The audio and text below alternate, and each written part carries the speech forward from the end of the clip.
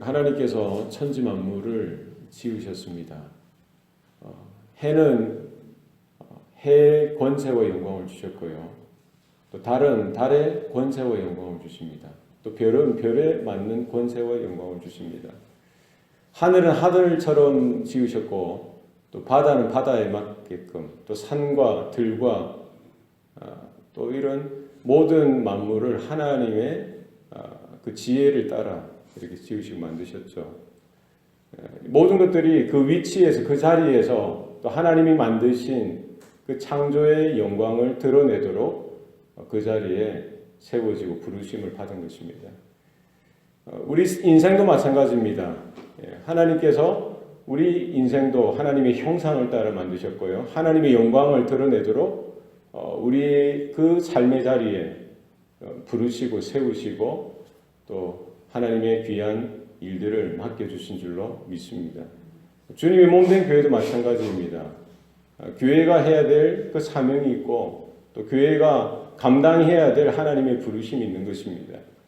이것을 사람의 세상적인 관점으로 보는 것이 아니라 하나님께서 무엇을 맡기셨는지, 하나님께서 어떻게 세우셨는지, 하나님께서 어떠한 사명을 주셨는지를 우리가 바라보는 일들이 우리 가운데 있어야 할 것입니다. 이스라엘 회중 가운데 이런 것들을 바라보지 못하면서 이런 혼란이 있고요. 또 큰 반란이 일어나게 됩니다. 오늘 본문에 보면은 고라와 다단과 아비람이 그들은 이제 레위 지파의 자손들입니다. 그런데 자신의 위치를 지키지 아니하고 어떻게 합니까? 모세와 아론을 거스른다라고 성경은 말합니다. 모세와 아론을 대적해서 일어나는 겁니다. 자기들만 일어나는 것이 아니라 이스라엘의 지도자 250명을 같이 동원해서요. 그 반란에 이렇게 힘을 합하죠. 그리고 적지 않은 회중들도 그 고라와 다단과 아비람이 반란하고 모세와 아론을 대적하는 그 일에 동참하게 되어지는데 이 일을 하나님께서 그냥 보고 넘어가시는 것이 아니라 그들을 진멸하고 아예 다 없애버리시려고 하시는데 오히려 모세와 아론은 하나님 앞에 엎드려서 하나님의 은혜를 구하게 되어집니다.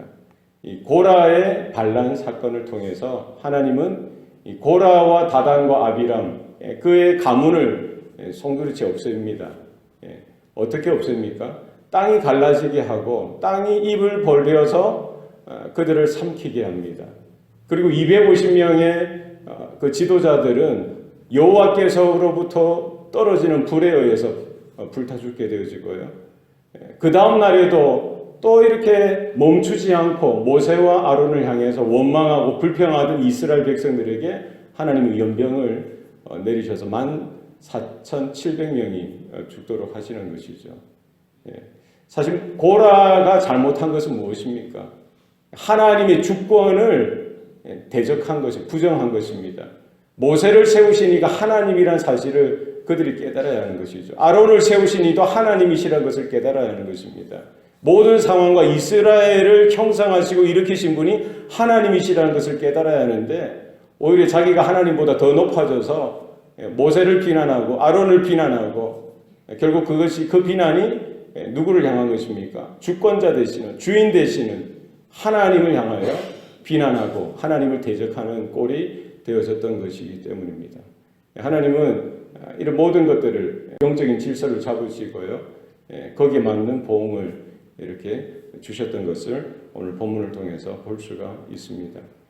우리가 바라보는 것은 무엇입니까? 하나님께서 저 형제도 세워주셨고 또 나도 불러주셨고 성도 한 사람 한 사람 또 그 직분자 한 사람 한 사람 하나님의 사역자들도 한 사람 한 사람 하나님께서 부르시고 세우셨다는 사실을 우리가 깨달아야 합니다.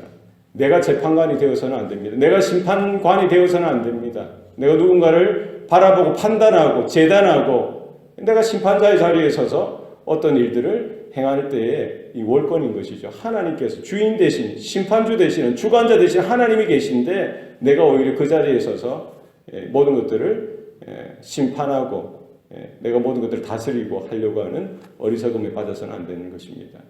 다윗은 이런 것을 바라볼 수 있는 믿음의 눈이 열렸던 것이죠. 세상 사람들이 다 사울을 왜 좋아하겠습니까?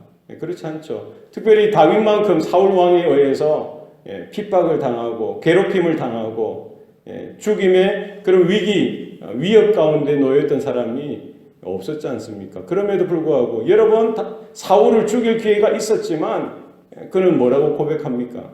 사울 왕을 세우신 이가 하나님이시기 때문에 왕으로 세운 그를 하나님의 그 손길을 바라보면서 그가 그의 왕의 생명을 해하지 않겠다는 거예요.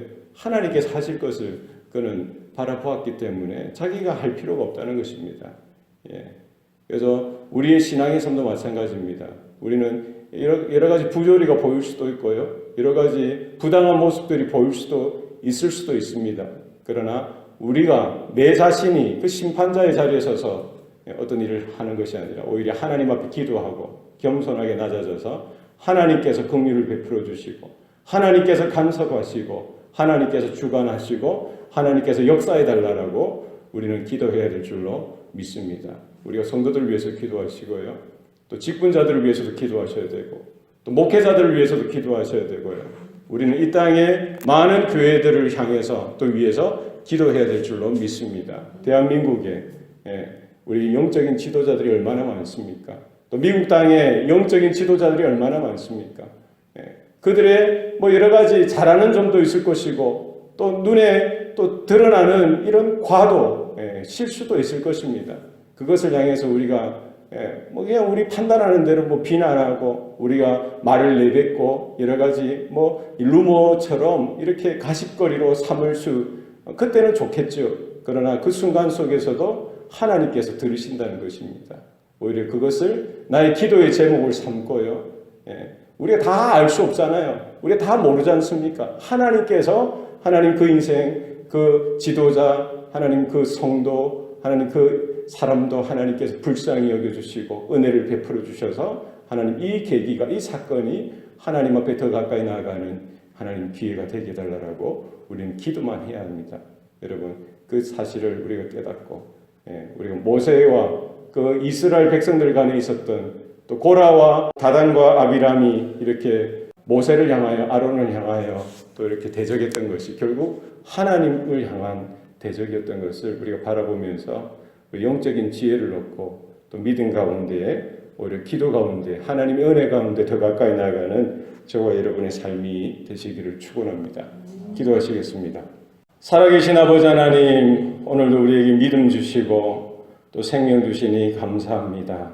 하나님 우리에게 지혜를 허락하여 주시사 하나님의 말씀을 들을 때마다 깨닫게 하시고 하나님의 뜻을 분별할 수 있는 은혜가 있게 도와 주시옵소서. 하나님 성도 한 사람 한 사람을 불러주시고 또 그 가운데에 사역자로 직분자로 세워주신 것도 하나님께서 또 세워주신 줄로 믿습니다.